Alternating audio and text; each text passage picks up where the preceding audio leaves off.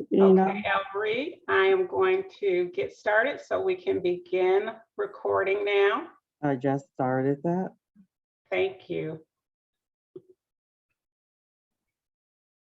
Good afternoon, everyone. My name is Michelle Curtin Stewart, and I have the honor of serving as the 8th president at the Institute for Clinical Social Work. It is my pleasure to welcome you today to our 40th anniversary lecture series. If you have any questions during today's presentation, please use the chat and send them directly to ICSW Sabina. This presentation is being recorded, and I ask that you remember to keep your mics muted throughout the presentation. Now, it is my pleasure to introduce to you Joseph Palumbo. Joseph is the Distinguished Director Emeritus of the Joseph Palumbo Center for Neuroscience and Psychoanalytic Social Work. He is the founding dean and a faculty member of the Institute for Clinical Social Work and a licensed clinical social worker. I would like to invite Joseph Palumbo forward now to provide remarks for today's occasion. My new address is 6829 North Greenview.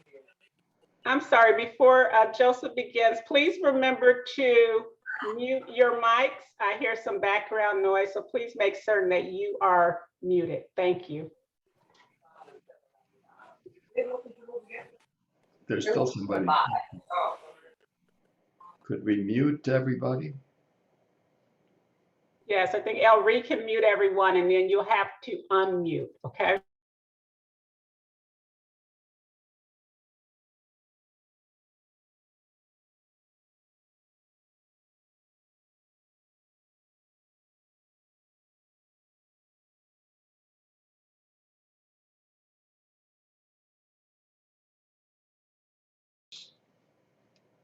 I was muted. I don't know how much you heard of what I said. I will repeat what I just said. Thank you, Michelle, and welcome, Dr. Harris. I am pleased to introduce Dr. Harris's lecture with some history regarding ICSW. It is with pride that I join today the ICSW community in celebrating our 40th anniversary.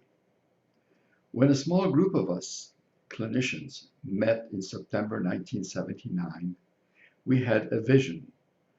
We wished to turn that vision into a reality. The vision was to create an educational institution that would embody the best clinical practices, high competencies in research, and that would create a core of leaders to carry out that vision and pass it on to succeeding generations. Part of that vision included the wish that the degree culminating the years of learning would be a PhD. At the time, only 2 other institutions awarded such a degree in clinical social work: Smith College School of Social Work and the California Institute of Clinical Social Work. As one of those founding members, I look at what we achieved during those 40 years with awe, and so how far we have come in achieving our vision. We recently had our reaccreditation renewed, an achievement that initially, when we first started, seemed beyond our reach. Our graduates have gone on to occupy positions in colleges, universities. Some are leaders in social and community agencies. Almost all of our graduates provide clinical services to patients and clients. Many of those graduates have contributed by publishing books, publishing papers in peer-reviewed journals, and making presentations in national conferences. As significant as these accomplishments are, our institute has not been static. It has not rested on its laurels. Under the admirable leadership of our president, Michelle Curtin Stewart, our advocacy of psychodynamic therapy has been enlarged to include courses and programs in line with current social concerns. Issues such as social justice, diversity, racism, sexual identity are now part of our curriculum. I should also mention our expansion some years back to an MA level program in counseling psychology with a focus on psychodynamics theory. This program has offered the opportunity to college graduates to enter into the field and has opened the possibility of pursuing a higher degree in clinical practice. The Joseph Palumbo Center for Neuroscience and Psychoanalytic Psychotherapy, of which I'm proud and grateful for the board having conferred that to me. That center has had annual conferences and has contributed to the effort to integrate new knowledge about brain function and dysfunction into our understanding of development and psychopathology. These past few years have been good years for ICSW, despite the problems faced by any growing institution. We have navigated our troubled waters through some critical periods, but we have managed to reach a safe haven now. The recognition of this achievement is not to minimize the challenges we continue to face, given COVID, a divided nation, and those of institutional racism. We continue to be committed to our mission, which is to prepare scholars and practitioners who will advance the knowledge and quality of practice in the field of clinical social work. And as our vision states, through our roots in social work and our commitment to social justice, we continue to develop psychodynamically informed professionals who recognize and celebrate diversity, practice compassionately, and have the knowledge and skills to empower people to lead meaningful lives. Thank you.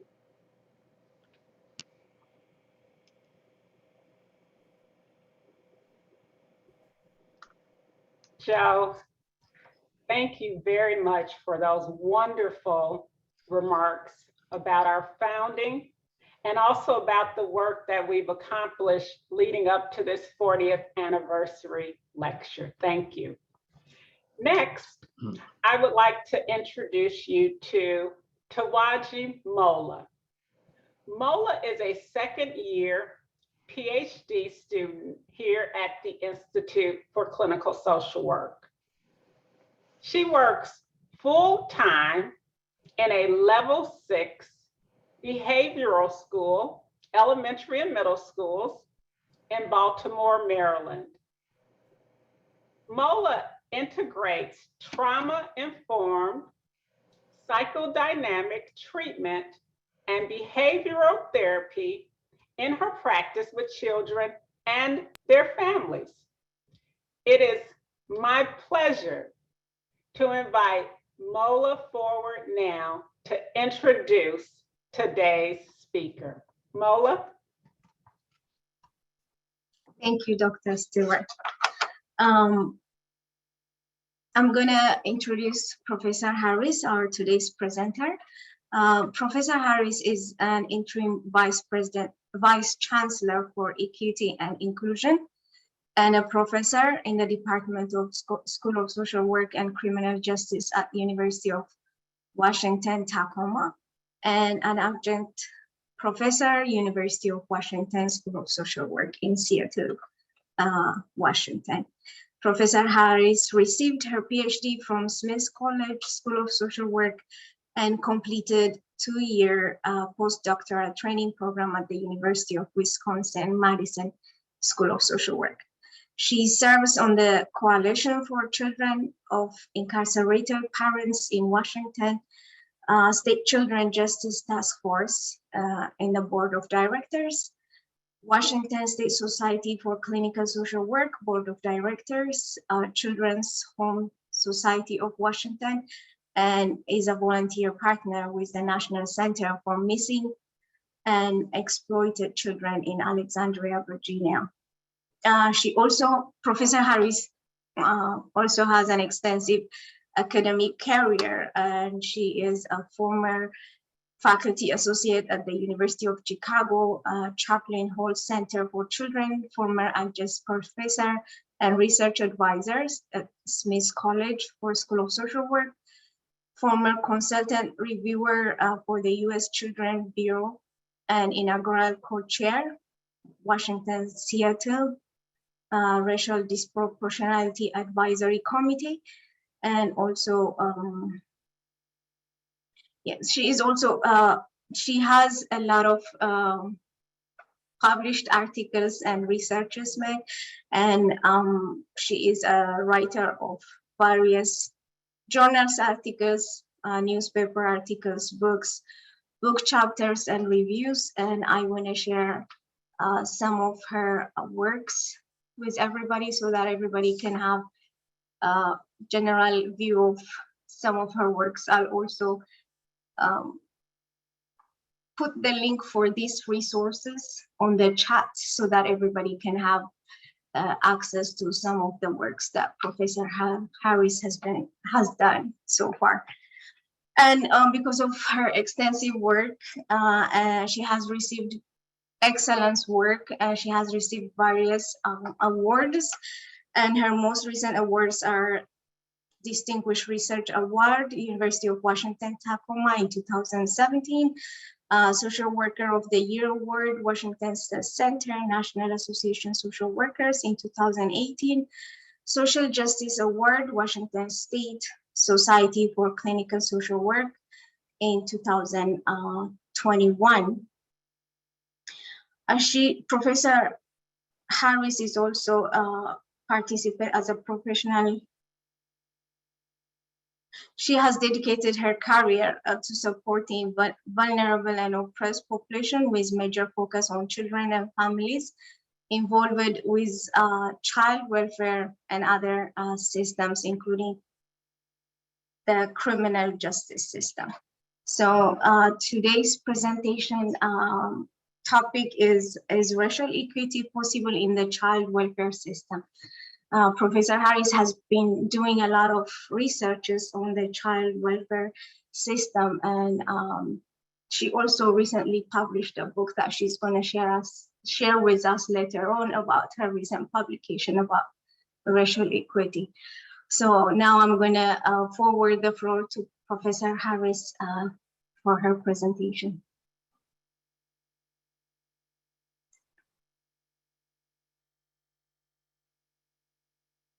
Thank you, Mola.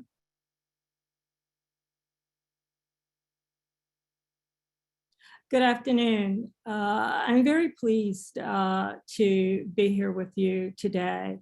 It had been my plan to actually fly to Chicago and be there in person, but unfortunately, because of COVID, I had to stay here in Washington State.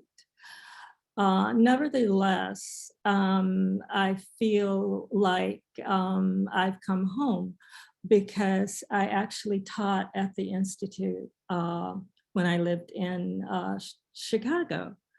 And so it's just really a pleasure to be here and to speak with you about this topic. Is racial equity possible in the child welfare system?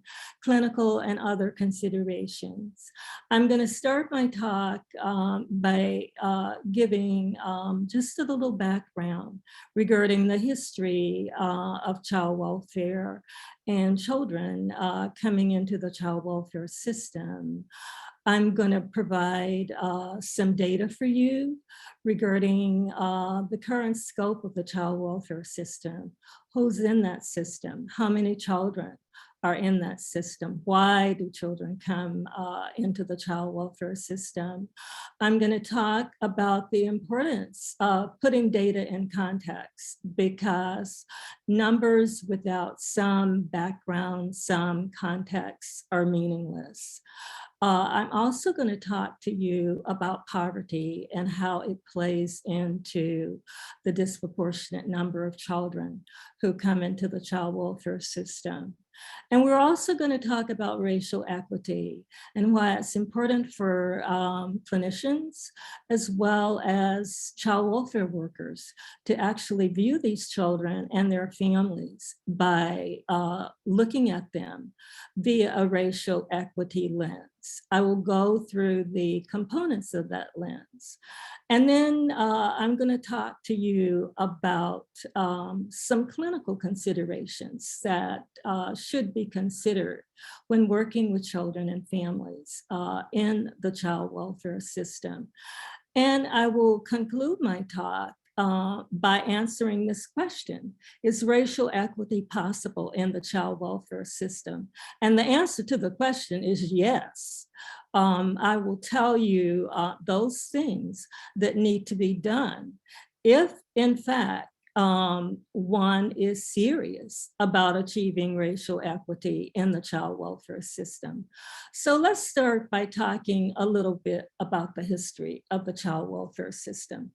As far back as the middle of the 19th century, and let me share my screen.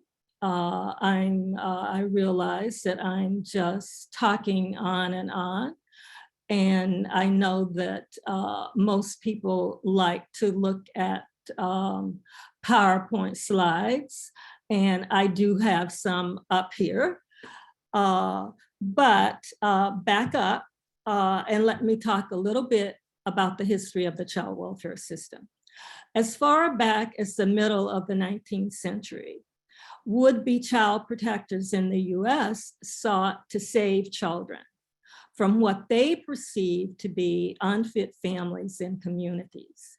The savers were generally established members of European American political and economic elites, whereas the children being saved generally came from socially excluded communities, including immigrants, and later, after coming to be seen by the white majority as fully human and therefore worthy of salvation, American Indians and African American children were included in this group of children who needed to be saved.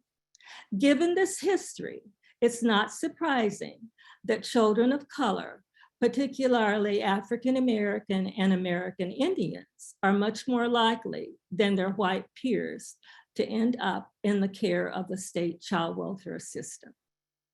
Nevertheless, a debate continues in this country and around the world to the extent that disproportionate representation of races within child welfare should be a cause for concern. And because it is a cause for concern, what action should we take to reduce disproportionality? Race is often a very difficult subject to discuss in the United States. And right now, our country is more polarized than ever. But it is also a subject that generally cannot be avoided without doing a terrible injustice to those disadvantaged by history and the ongoing evolution of racism in the United States.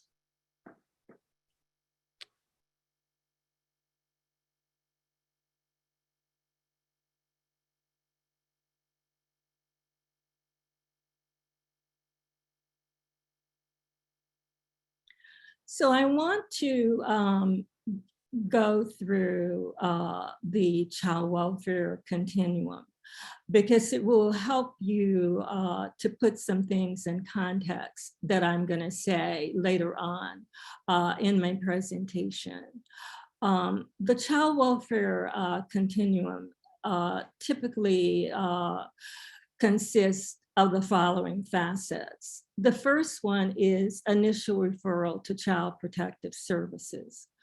Children of color are represented in disproportionate numbers throughout this continuum when we compare them to their white counterparts.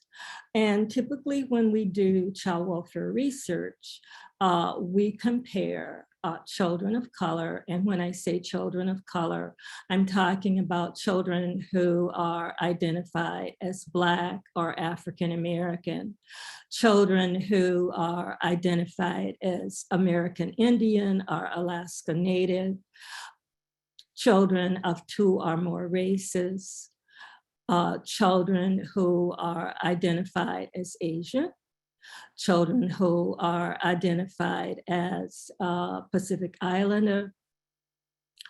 And these are the children that I'm talking about when I say children of color. And as I said, these children are disproportionately represented throughout the child welfare continuum. What am I talking about when I say disproportionality? Disproportionality is the overrepresentation of any racial or ethnic group in any system, not just the child welfare system. It could be the educational system, it could be the economic system, the criminal justice system. For example, the United States incarcerates more people than any other nation in the world. And in our incarceration system, it's overrepresented by men of color, particularly Black men. And what does that mean in relation to child welfare? It means that little Black children are missing a father, many of them. And in recent years, because of the increase in women who are being sent to prison, many children are missing a mother, and thus they end up in the child welfare system. Now, let's talk about what we mean by disparities. Disparities refers to unequal outcomes of one racial or ethnic group when compared to another. And again, typically when we do child welfare research, we're comparing children of color with their white counterparts. Children of color are more likely to be referred to Child Protective Services for allegations of abuse or neglect. They're more likely to be represented in investigated referrals. They're more likely to be removed from the care of their birth parents and placed in out-of-home care. They're more likely to remain in the child welfare system, which means that their length of stay in care are longer. In fact, we have some children who actually age out of the child welfare system. And that to me is a travesty. The child welfare system was never designed or developed for children to grow up in that system, but yet some children remain in the system until they become young adults. 18. Children can remain in the system until they become 21 years of age, if they are in fact enrolled in college. Otherwise, they have to exit the system. And for those of you who are here today who have children, and I have 2 children, and certainly when my girls were 18, I did not request that they leave home. They were actually in college when they were 18, but they still had a room at home. They came home for spring break, Christmas break, and I'm saying that to say that they still had parents and they were still a part of our family. This is not what happens when children age out of the child welfare system. Another facet of the child welfare system is the court system. The court system plays a major role in child abuse and neglect cases. Dependency court and family court typically has jurisdictions over these cases of child abuse and neglect that come in. The court's primary focus should be on safety, stability, permanency, and above all, decisions should be made in the best interest of the child. However, this is not always the case. And what has happened in some court jurisdictions around the country, racial bias has entered in. For example, in the state of Minnesota, there is a well-known case that's in the child welfare literature where a judge stated to a Latina mother, if you don't learn to speak English in your home, I'm going to remove your children from your care and place them in the care with their father. This type of ruling, this type of statement is not one that we would expect of a judge who's making decisions about the lives of children and families who enter his or her court. And then exiting the child welfare system. It's very easy for children to come into the system, but for children of color, it is very difficult for them to exit the system. So let's put something in perspective for you and let you see the number of children who are currently in the child welfare system. These are the children that I'm talking about. We typically look at federal data when we're looking at children. And these are the latest numbers as of the end of October of last year. White children comprise 44% of the children in the current child welfare system. Black or African-American, 23%, Hispanic, and I don't like that term, but it's the term that the federal government utilizes when it collects data. I prefer to actually identify families and children by who they actually are and by the way that they identify themselves. Hispanic, what does that mean? There are many different types of ethnicities when one thinks about that term. Again, 22%, 2 or more races, 8%, American Indian, Alaska Native, 2%, Asian, 1%, unknown or unable to be determined, 1%, and Native Hawaiian or Pacific Islander, 0%. And even though there are some Native Hawaiian and Pacific Islander children in the child welfare system, the number is actually too small for it to have any statistical significance. However, there are Native Hawaiian and Pacific Islander children who are in the system. Now, I want you to look at these percentages. If you look at white children, the percentage is 14%. And we look at Black, it's 23%. So if you really looked at that, you would think, why is she saying that Black children or African-American children are disproportionately represented in the child welfare system? I'm saying that because although Black or African-American children make up 23% of these children who are currently in foster care, they only make up 15% of children in this entire nation, in our general population, which means that they are disproportionately represented in the child welfare system. So I want to talk a little bit about racial bias in child welfare because it does occur, it's real, and you need to be aware of that. When you hear the term explicit biases, these are attitudes and beliefs one has about a person or a group on a conscious level. And sometimes they play out in very overtly intolerant ways. An individual is fully aware of his or her explicit biases, and these biases are often associated with racism. And then there are implicit bias. these are unconscious attributes of certain qualities to a member of a particular group.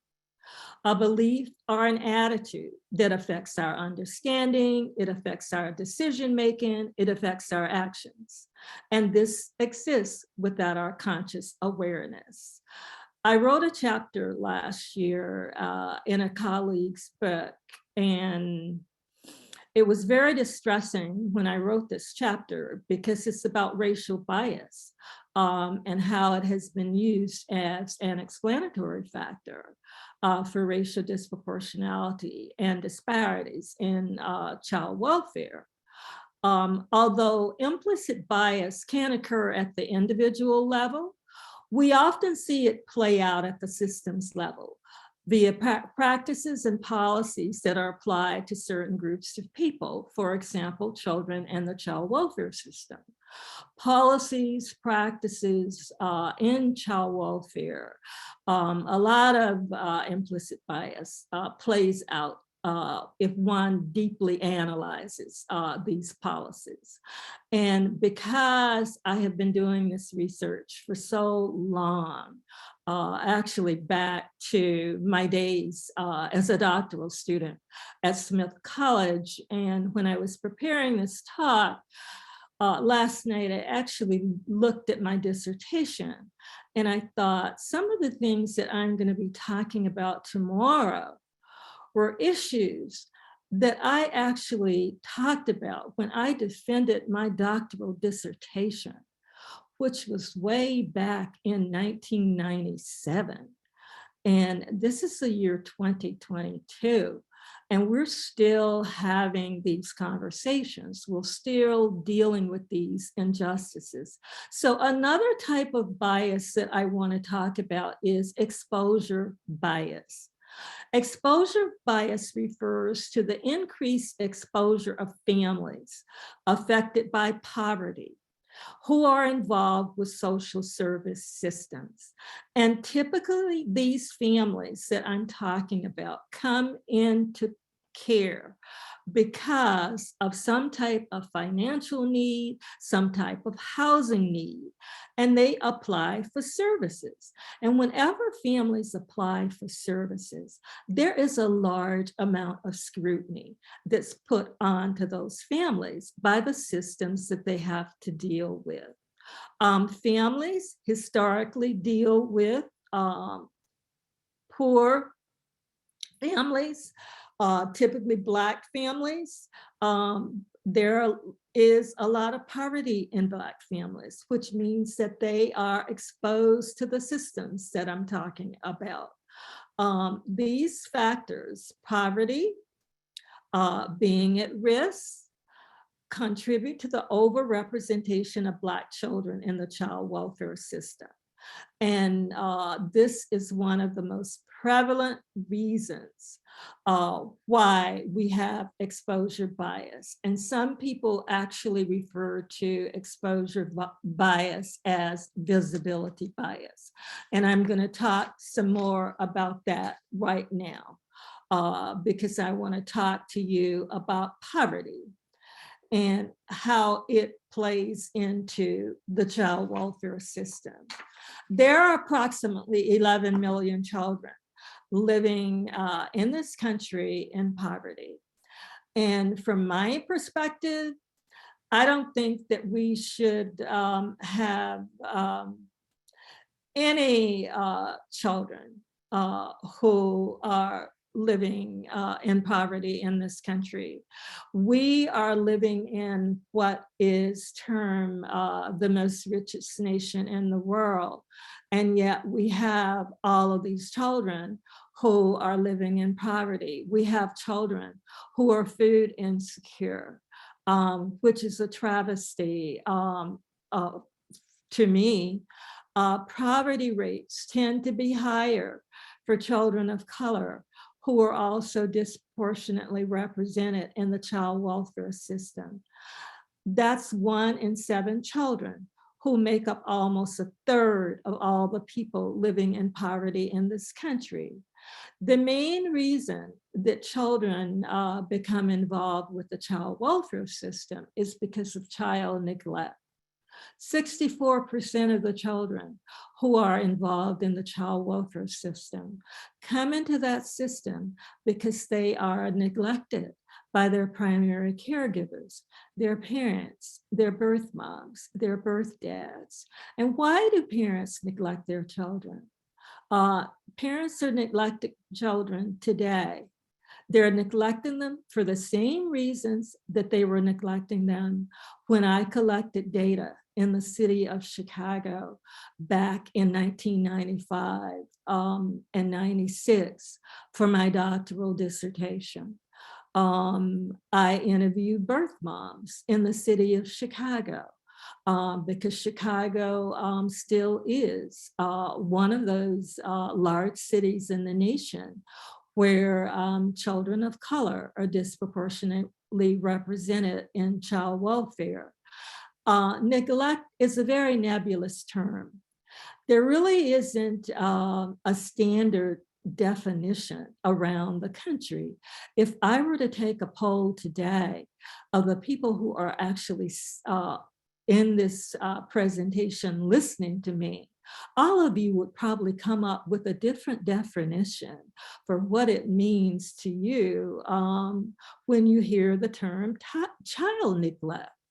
There are different types of neglect, including emotional neglect, medical neglect. And I brought that up because people who are poor, most of them don't have health insurance, which means that there are delays for them sometimes in taking a child to a doctor for medical care because of this lack of health insurance. And then there is food insecurity. If you don't feed your children, you are neglecting your children. And then repeated failure to attend school. All of these are issues that come up and make these poor families more visible to the systems, such as the child welfare system, which means that these families are reported to Child Protective Services. And one point that I want to bring out in terms of reports, if a report is made to Child Protective Services by a mandated reporter, and those of you who are in the audience today who are licensed clinical social workers, you are mandated reporters. And if you make that call to CPS, they take that call very seriously. Your call is going to be taken more seriously than if a family member calls in and reports child neglect. According to this view about visibility bias, African American, American Indian families are more likely to be poor. They are more likely to be exposed to mandated reporters as they turn to public social services for support in times of need. The problems that those of us who are here today would probably keep private become public for these families because they have nowhere else to turn. Most of the people who are here today, I'm sure that you are probably middle class, upper middle class. You have financial resources. I doubt if anybody here today has had to seek social services. I doubt if anybody here has lived below the poverty line. I don't know what it's like to be poor. I tell families that when I'm working with them, but it doesn't mean that I can't empathize with them. I've had to learn, I learned in college as an undergraduate what poverty meant because no one in my neighborhood lived in poverty. I never heard of public welfare, which is now known as TANF today. I didn't know what that was when I went to college. And so what I'm saying to you is that problems that we typically solve within our families The families that we're talking about in child welfare make public, which means that they are visible. They're out there for the whole world to see. So let's talk a little bit about the racial equity lens and what that entails. There are several facets, in fact, 6 to the racial equity lens. And the first one is centering race. And what are we talking about here? This is a filter that focuses on the critical need to address race intentionally and explicitly, but not exclusively. When we're looking at children in child welfare, we have to look at other facets other than race, but we cannot ignore the factor of race. And I need to point out, I'm sure that all of you know, race is a social construct. It has no biological basis. However, we do still have people, especially today, who don't believe that. With our focus on race, we need to also acknowledge and address the broader issues that relates to several dimensions of diversity. And issues that I'm talking about include gender identity, one's ability, one's age, one's national origin. All of these things, one social class, are elements of diversity. And when we're centering race, we need to be cognizant of these factors. What are we talking about when we say ensuring access? This is a filter that is the gateway to inclusion and participation. It is necessary that all children and families have real access to those programs, to those resources, and to educational opportunities. We need to be aware of, as social workers, especially clinical social workers, how we consciously and unconsciously, we act as gatekeepers who maintain and support the existing systems of inequality within child welfare and in the larger society. And what I'm talking about here is we actually keep people out of, we actually deny people services. And this is not something that we should be doing if we're going to ensure access. And then seeing white is a component of the racial equity lens. This filter invites a critical examination of color, culture, and consciousness that is the legacy of white colonialism.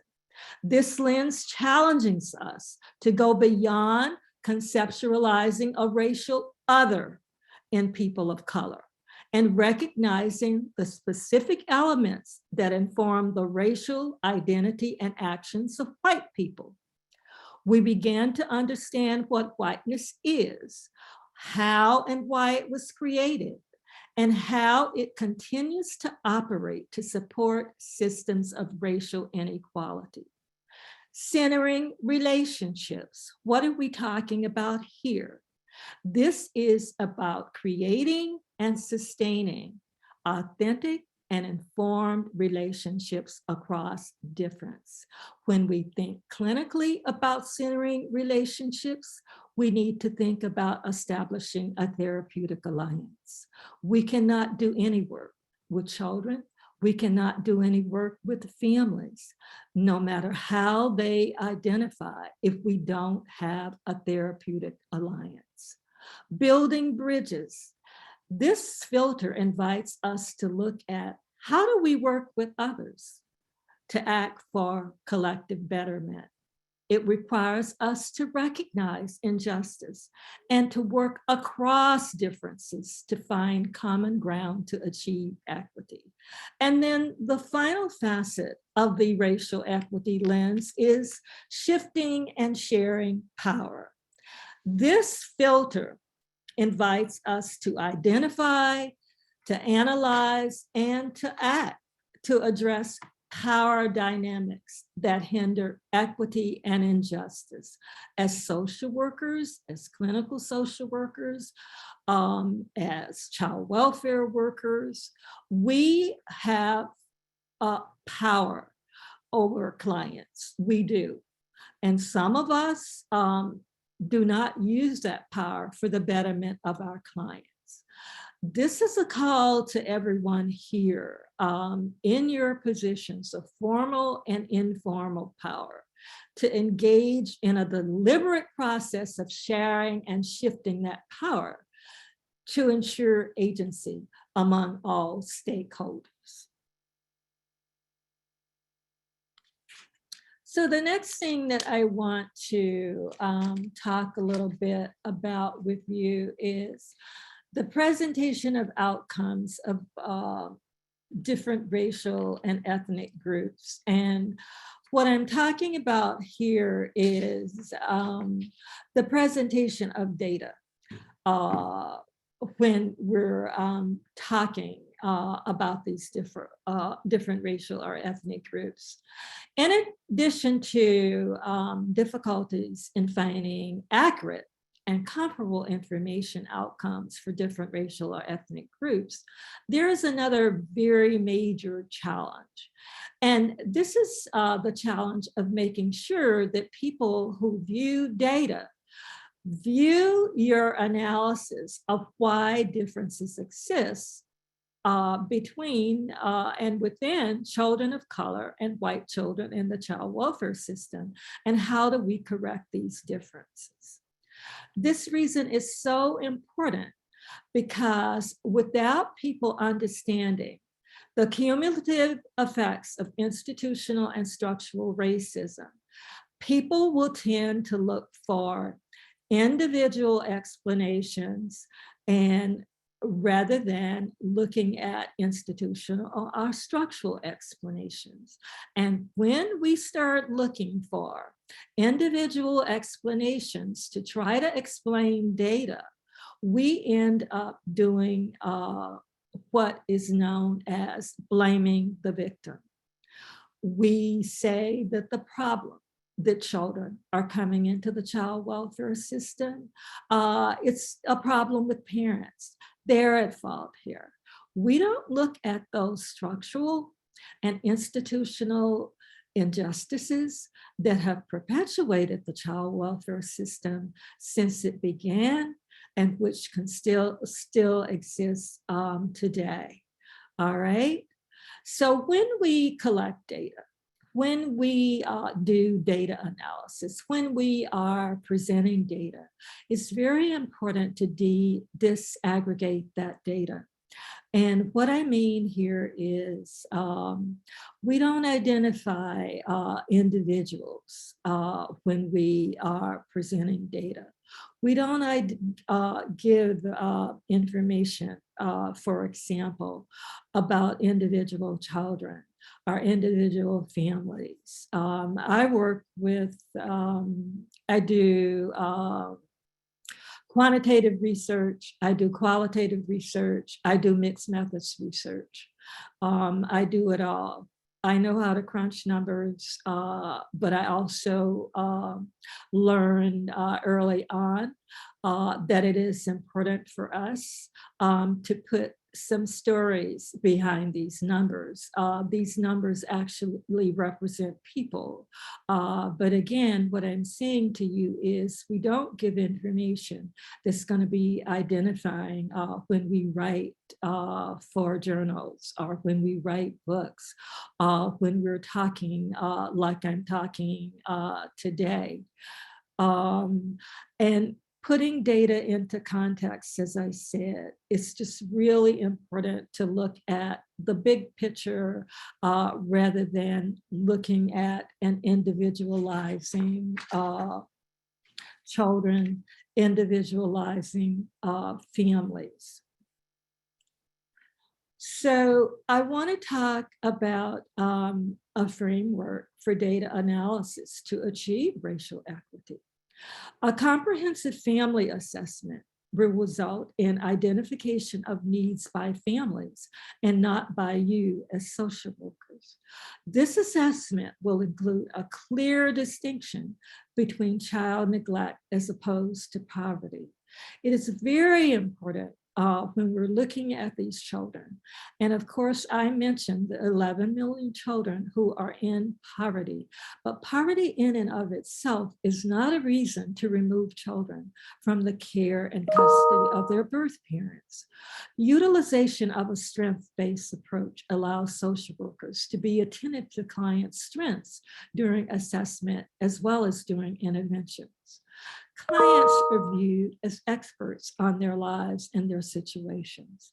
Every child and family who's involved with the child welfare system knows much more about him or herself than you and I will ever know. And it behooves us to listen to these families, to actually talk to them. It's very important as clinicians when you're working with these families to actually ask them, what does family mean to you?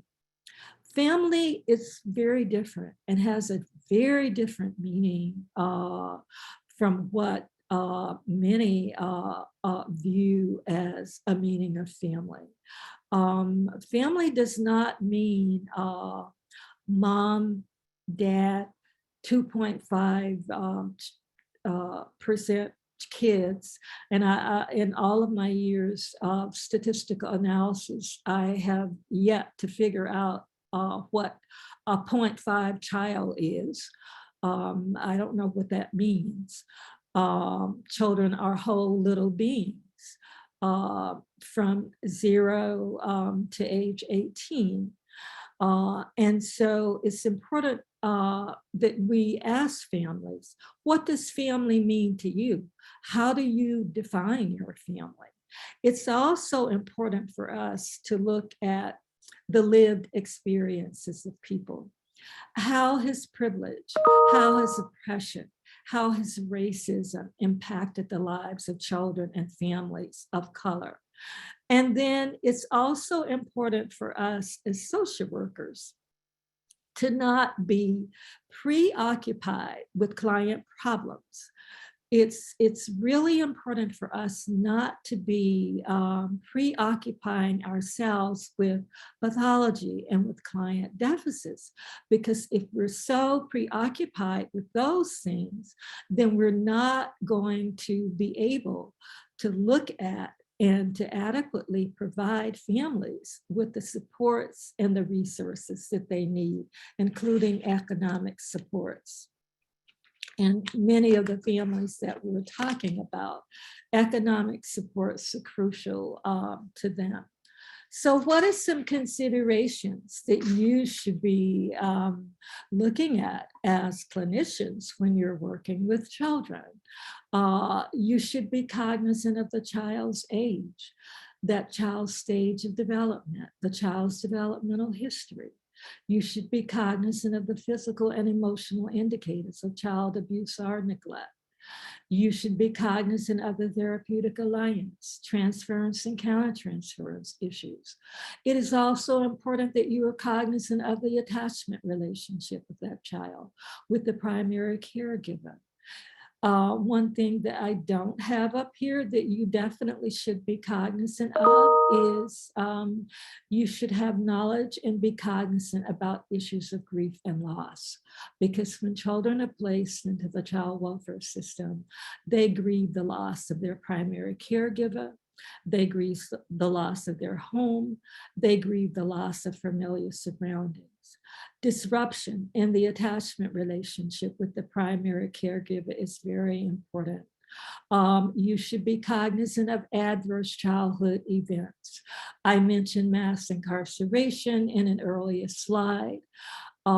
These children of incarcerated parents are a huge concern to me.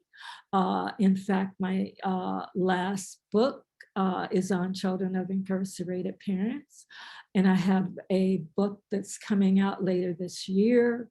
Again, the third book was an edited book. The book that's coming out this year is one that I had written by myself, focusing on these children, because I felt that it was important to hear from children who have actually experienced the loss of a parent because of parental incarceration.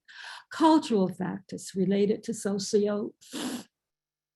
environment, and levels of functioning, current and past traumatic experiences, trauma impacts children, clinician implicit and explicit biases.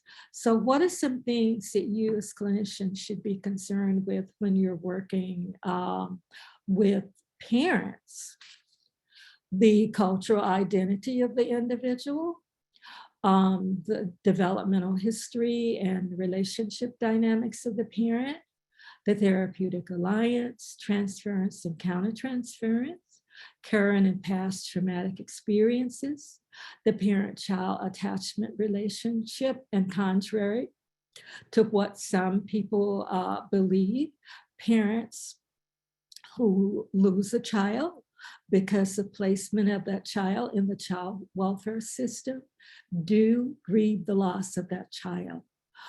Parents, for example, who are incarcerated, mothers and dads grieve the loss of their children. One of my recent research studies focused on fathers, which has not been the area, they in fact have not been an area of primary interest to me. But in 2017 and 18, I did a study of incarcerated fathers, and it's an interesting dynamic here. Sometimes when we apply for federal funding to do research, the federal government will dictate who they want us to study. And that's how I ended up doing this study, because in good consciousness, I could not turn down with my colleagues an award of $7 million to do a research study, because I wanted to focus on birth mothers, and that was not the interest of the federal government. And so thus I got to talk to fathers and to see and hear them talk about the loss and their grief process.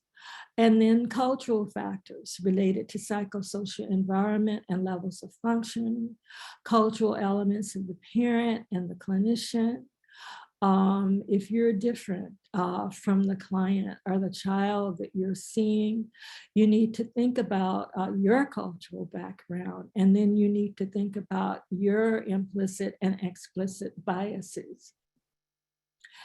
And then listening to client stories, we need to be cognizant of behaviors, feelings and affects, thoughts and cognitive style, context, meaning, and emphasis.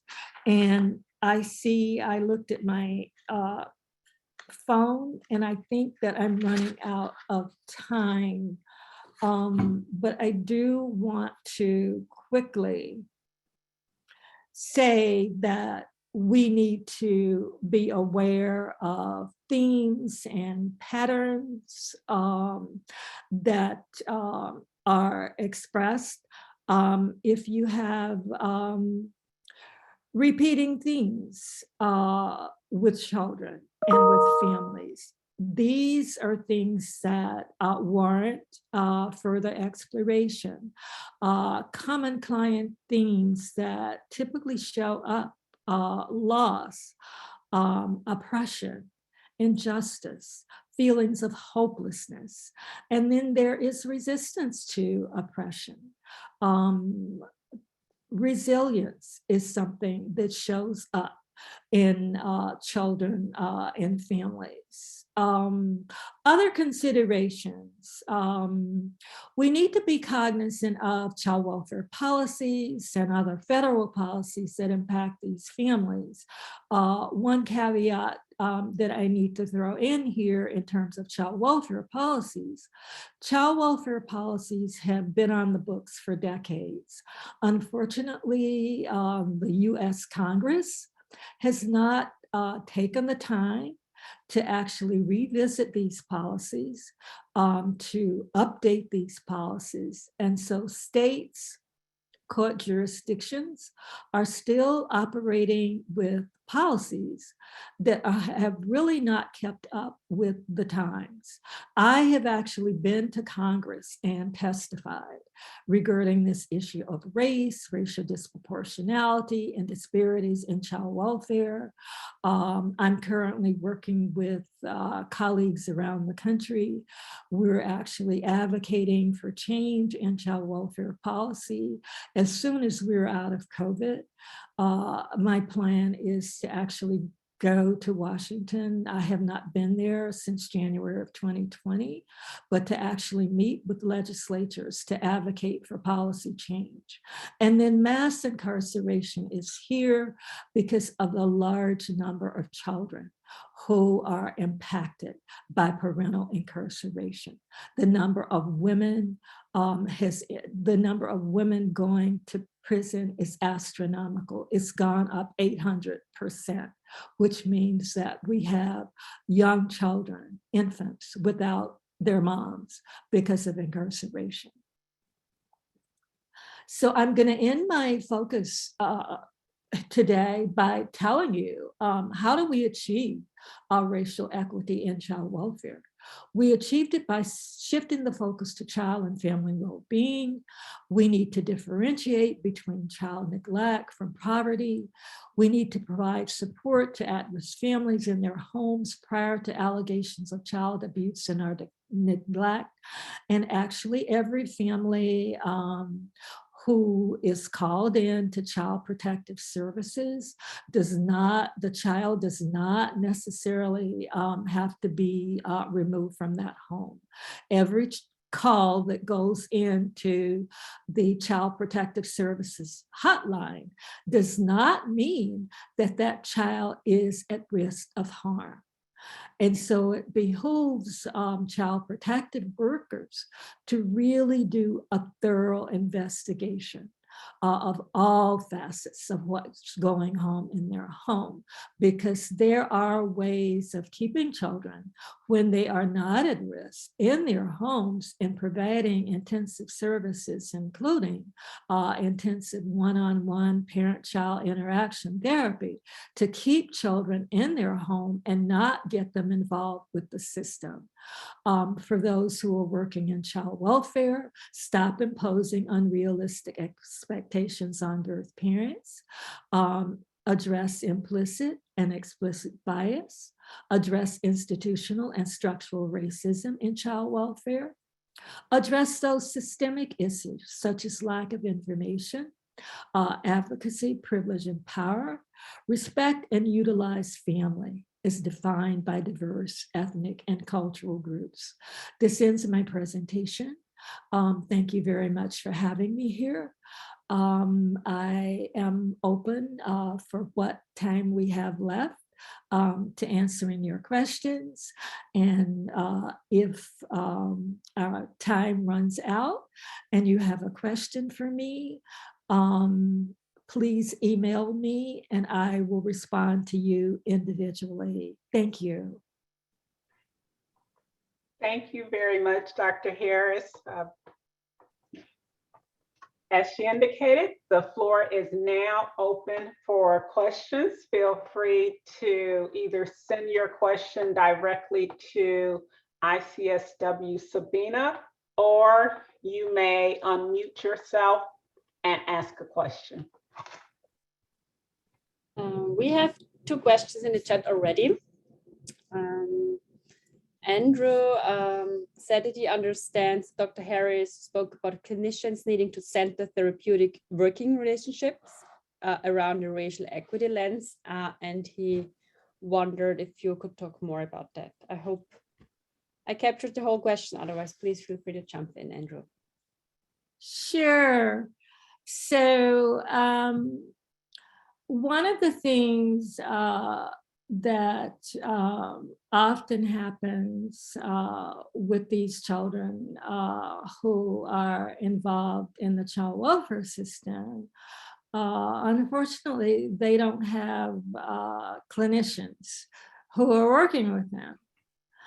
And so when I said centering relationships, what I'm talking about is that if, for example, you are working with a child who is different than you, in order for you to have develop a therapeutic alliance or a working relationship with that child, this is something that takes time. It takes work. You have to educate yourself. And I'm not saying educate yourself about every racial, ethnic, or cultural group that there is, but you need to be sensitive to the fact that you're not an expert.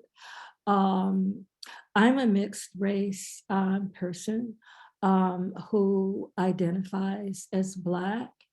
And because of my childhood background growing up, having a white paternal grandfather and an American Indian maternal grandfather, and then my grandmothers were all mixed race.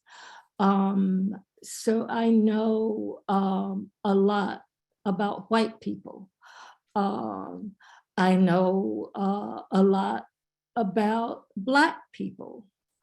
I don't identify as African American, for example, because there's nothing in my history. And we've traced ourselves back for centuries. Nobody came from Africa. And so it's important, and I'm saying that to say before you can develop a relationship, you need to realize that you're not an expert on the lives of clients, children, or families. They are the experts, and you need to develop. And this was not in my slide, and I realized that I neglected to put it up there. Develop some cultural humility. Realize that you don't know. I'm a work in progress, and I've been doing this work now for, oh God, I don't know, so long. But I'm still learning. I'm actually going to training after I end this meeting with you all today. I'm going to training, Undoing Racism training by the People's Institute for Survival and Beyond in New Orleans. And it's about me learning and reflecting on myself. Andrew, did I clear the waters or muddy the waters? Yeah, you got a thumbs up. So thank you. Sure. Then Chris Schmidt is asking if you could talk about specific legislative policies that you will be advocating for when you go to DC. Yes, so the first legislative policy that I am going to be advocating to be changed is the Adoption Assistance and Child Welfare Act. There are some very important facets to this policy that I like. For example, the policy states that when children come into the child welfare system, if the child has relatives, those relatives should be notified. I think that's wonderful, and that the relative, if viable, should be offered to be the caregiver for the child. I agree wholeheartedly with that. However, there is a facet of that policy that is totally unrealistic. For example, it states that if a child has been in care 15 out of the past 22 months, parental rights must be terminated. That is very unrealistic. Because if a parent, for example, is incarcerated, and that parent is sentenced to prison, for example, for 3 years, for 4 years, is it in fact fair to terminate that parent's rights. If that parent, for example, has maintained a relationship with his or her child, and parents who are committed to their children and still have custody of them who are in prison do maintain these relationships. They have parent-child visits. They do school parent-child visits via the internet. I spent 7 years volunteering. I ran a trauma group at a women's prison with a colleague of mine, Dr. Catherine Hamilton, who is a licensed psychologist. And one of the things that we put into place at this prison was a program called Mommy Read to Me. And moms actually read a book to their children. And we recorded mom reading. And we actually took those recordings home to these children. And so what I'm saying to you, this terminating parental rights 15 out of the last 22 months is not realistic. It's not even realistic for parents who are not incarcerated. For example, I told you that parents, the largest number of children come into the system because of child neglect. And parents typically are neglecting their children because a large number of them are abusing substances. They're not physically abusing their children. They're not sexually abusing their children, contrary to what is out there in the media. I think it's around 7% of parents who children come in because of sexual abuse. And so I'm saying that to say that ASFA is a policy. Another policy that I'm very concerned about, this is not a child welfare policy, but it impacts children who are in the system. And I'm going to be advocating for change in that policy, is the Federal Housing Act. That act prohibits any individual who has lived in public housing, and we know that a lot of poor families live in public housing. If that parent or a grandparent who is in public housing has someone in that family who is arrested for a drug charge, federal law says that that person cannot live in public housing again. And it's left to the discretion of landlords. And having worked with so many families in child welfare back in the day when I was a CEO for a private child welfare agency in the city of Chicago, and having seen parents in my private practice who have talked about being homeless. That's a travesty.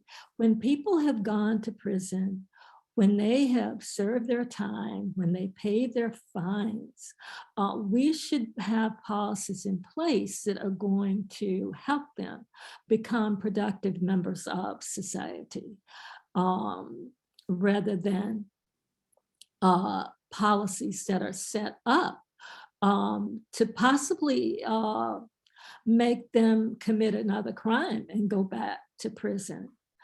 Other child welfare policies that need to be looked at. The Child Abuse Prevention Act. There needs to be clearer language in that act as it relates to what we mean by child neglect. As I said before, child neglect is very nebulous. If you go around the country and do a survey, there is no standardized definition. And so because these federal policies are utilized by states and they're left open to interpretation by policymakers in our states, people can read the same thing and interpret it in a different way. And it ends up being detrimental to the children and families that I have been talking about today. Did I answer your question? So this is not a child welfare policy, but I am constantly writing my legislators about this policy and encourage you to do the same. The drug laws that are on the books, they have not been looked at since the 1980s. And if you have kept up with what's happening with drugs around the country, Washington State, which is where I live, it's legal to sell marijuana there. Yet we are still sending parents to prison for marijuana charges. I mean, what kind of sense does that make? And in any law that's been on the books, Ronald Reagan put the last drug law on the books.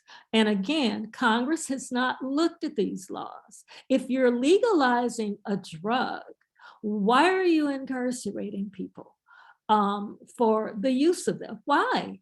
That defies all logic and reasoning. And so write your Congress people, talk to them, because you have different ones than I do.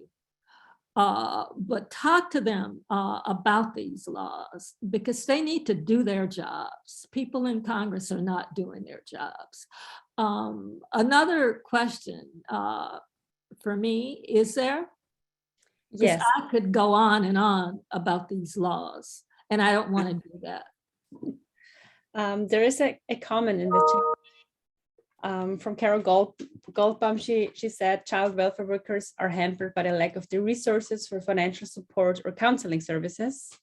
And Chicago has cut public mental health services by 80%. So, and I assume that the question here would be like how to deal with this discrepancy of lack of resources and then still this will to make changes in the system. One of the things, and I'm a licensed independent clinical social worker who is a little different from some of my colleagues. When I opened my private practice a year after I relocated to Washington, I opened that practice. It was not open to for me to make a living, although I've earned more money than I get paid being a professor. But I also made a very conscious decision that I would see children, families, a large percentage pro bono, and I continue to do that. The work that I do for the National Center for Missing and Exploited Children, I don't charge families and children for that work. I provide free therapy for any child who goes missing in Seattle or Tacoma. When that child is found, I provide free family therapy to the family of that child. This to me is something I should be doing. But what I have done, along with some of my clinical colleagues in the state of Washington, and I can't do this, I can't go to Olympia myself because I work for the University of Washington. And it's against university policy for me to go lobby my legislators in person. I would get fired from my job. However, I know who my legislators are, my state legislators, and I write to them. I go talk to them. It is not against university policy for me to meet with my Congress, my state people. And so they have town halls. They have little coffee hours on Zoom. And I show up there and I let them hear from me. And then we do have the Washington State Society for Clinical Social Work actually has a lobbyist. And so she is down there. The Washington State Legislature is in session right now. And believe me, the people in my district, they know who I am. They know if I show up, what I'm there for. It's about, we need money. And then the other thing that I would advocate for here in Washington State is whoever is in charge of the state child welfare system, I would go and meet with that person. That person, whoever it is, needs to be contracting with licensed clinicians to provide therapy to these children. And sometimes these people who are in charge of these big state systems are clueless when it comes to clinical social work. The ones who are in charge of the Washington state system, for example. The man who is in charge, I asked him, what do you know about child development? What do you know about children? And his answer to me was nothing. You need to realize this is a political appointment. And I said, I'm going to send you a reading list. You need to learn about children. You're allocating money. You're making decisions. And so what I will say to you is start advocating, which is something that all social workers should do. And those of us who are licensed clinicians, we have to do more than provide psychotherapy to our clients. We have to be their voice because people do listen to us. Other questions? Or are we out of time? How much time do we have? We have 7 minutes. We probably have time for one more question. Yes. Yes, so the last question actually is if there is a way to follow your work and to be able to support your efforts. Sure. Give me, I think that Dr. Stewart and Ms. Smith have my email address. Yes, we do. I'm not on Facebook. I don't have time for that. I'm not on Twitter. You can find me on LinkedIn. And I actually post, I talk to people on, but the best way to join with me, email me. And then if you're really serious about advocating and working with us in what we're trying to do in child welfare, I'm a part of the Up-In movement. It's a group of researchers, educators, there are clinicians. These are people who are concerned about the current state of child welfare. And our mission is that the child welfare system as it currently is, it's not working and it needs to be abolished. They need to actually put families first and not themselves first. Google Up-In. I will send Dr. Stewart a link to the Up-In movement. Join us. We need you. But these are people who are like me, who are advocating for children and families. This is my life's work. I started doing this work before I received my MSW, actually. I worked in child welfare, and I was so alarmed. I decided this is what I want to do. And when I went to Smith, I remember Dr. Roger Miller saying to me, why do you want to study birth mothers and child welfare? You should study children. And I said to him, I said, you know, Roger, I'm not going to study children. This is my dissertation, and I'm going to study mothers. And my mother thought that I had made a huge mistake by talking back to him. And I let her know that I didn't talk back in a disrespectful way. But as I said to her, this is my dissertation. I'm going to study a group of women that I'm passionate about. And it's driven my work throughout the years. I don't regret it if I had to do it all over again. And children have been the benefit of my research. Dr. Harris, I just want to say how grateful I am to you for agreeing to be our inaugural presenter for our 40th anniversary lecture series. So I'm going to give you a big applause by myself right now. I want to thank you for this very rich presentation. It was full of data. You provided us with very clear definitions and concepts related to racial equity, and you provided us with clinical considerations when working with children.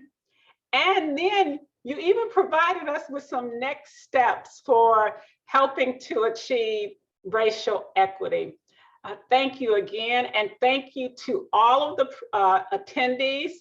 Please make certain that you are looking at our website, going to our social media pages for those who use Facebook and Twitter and Instagram.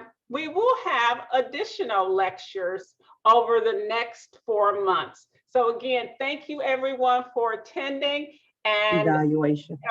Elree Smith has a final comment. Hi, everyone. I will be sending an evaluation link to everyone. If you would like to share your thoughts on this presentation, please do so. We would greatly appreciate your feedback. Thank you, everyone, for coming. Thank you so much for having me. And I'm hoping that we will be out of COVID eventually, and I can actually come to the Institute in person. I had such great plans. I was actually going to take Joe Palumbo out to dinner. I was going to have dinner with Dr. Stewart, and my little hopes were dashed because of this Omicron virus. And but it was just such a pleasure to be here with you today. And keep in touch. I know I'll be in touch with Dr. Stewart and with Mole. Definitely. Thank you again, Dr. Harris. Thank you, everyone. Have a wonderful afternoon, okay? You're welcome. Bye-bye. Bye-bye, everyone.